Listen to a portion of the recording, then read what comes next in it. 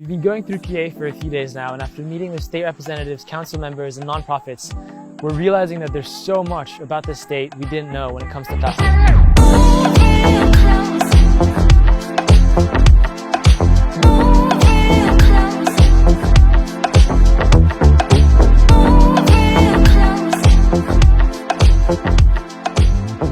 We're in Eastern Pennsylvania, here in front of the North Benson County Courthouse. We're about to walk in and meet with Tara Zrinski, councilwoman, and he's trying to pass a bill to ban plastic bags and plastic straws. At the county level, we can only pass a resolution. It's up to the municipalities to pass ordinances. And the ordinances are the things that actually get implemented within the municipalities. But recently, the state budget passed saying that there's a ban on the ban for single-use plastic. It's motivated by talking points that say that banning plastic hurts low-income communities. Banning plastic means they don't care about poor people or about people with disabilities. Pennsylvania is not the only state that banned the ban. There's 17 other states. I had no idea. Northampton County Council does hereby recognize Sam Benjamin that all Northampton County citizens can follow his example in showing that anyone can make a difference if they take the first step. I thank you for all the efforts that you're doing when it comes to reducing single-use plastics in the environment. Thank you very much. Thank you. Thank you. Good luck.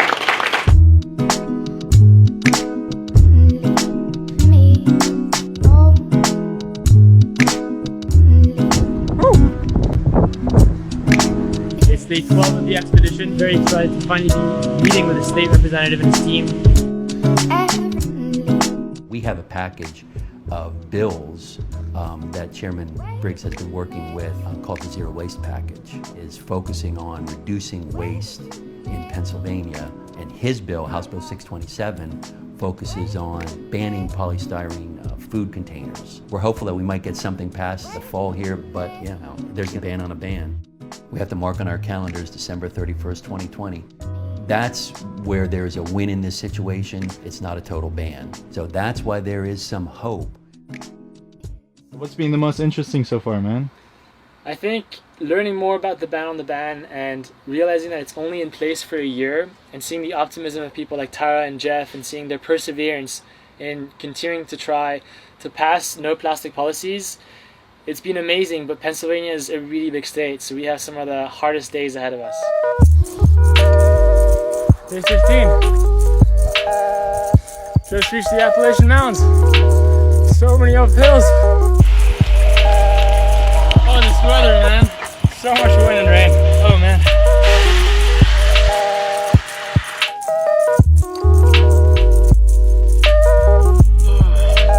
The average day usually starts early, right around 6 to 7 a.m. Bamboo toothbrush, much better than plastic. That was so cold, man. Josh and I will make coffee, we make breakfast and a smoothie. Smoothies are just a great way of keeping your calories up. I like to throw in my extra protein powder, my UCAN. It's a long-lasting sugar starch so my sugar levels don't drop. I would be so tired by mile 15 if I did take UCAN. Let's get the run started.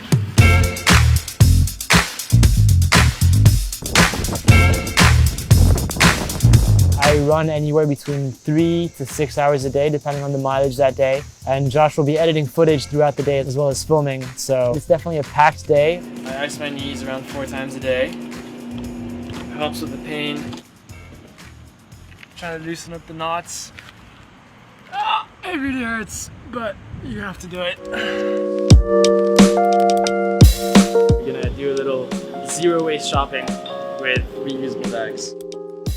We're doing the entire expedition as low waste as we can, which means we're trying to produce as little trash as possible. One thing we've realized is our source of protein is so difficult to find something that's not wrapped in plastic. If you just look here, we don't have any options.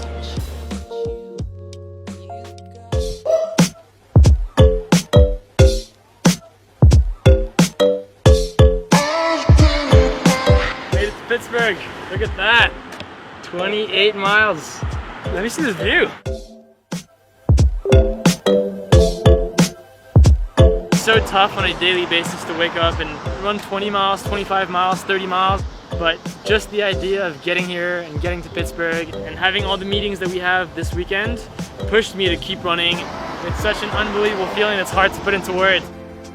So the petrochemical industry is huge here in PA, and with the recent announcements of one of the largest petrochemical plants being built just outside of Pittsburgh, it's been more and more difficult for politicians to pass no plastic legislation with all the lobbying that's going on. So we're about to meet with Penn Future, a local nonprofit here whose mission it is to act as counterweights against these massive plastic corporations. If you take pretty much all of this part of Pennsylvania, the Marcellus Shale is very prevalent. So it's one of our big issues now is fighting against petrochemical plants, which obviously they take natural gas, turn it into plastic. From Penn Future's standpoint, we're telling folks that this doesn't have to be our future, that we can find other ways to get a vibrant local economy without relying on plastic plants to get jobs.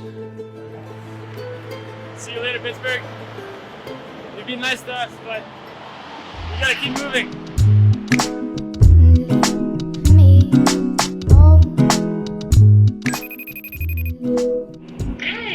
Hi.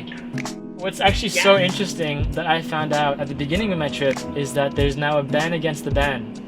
The ban on the ban hasn't slowed the local energy at all because the industries that make these plastics, these are billion dollar industries. And the only way that we can be a counterweight is if we bring it up to the people who make those decisions. This is actually a problem nationwide in all different ways. We're all responsible for it, we're all part of the solution. Finally made it across another state line. Pennsylvania's been real good to us. We're now in a different state here in West Virginia before we cross into Ohio.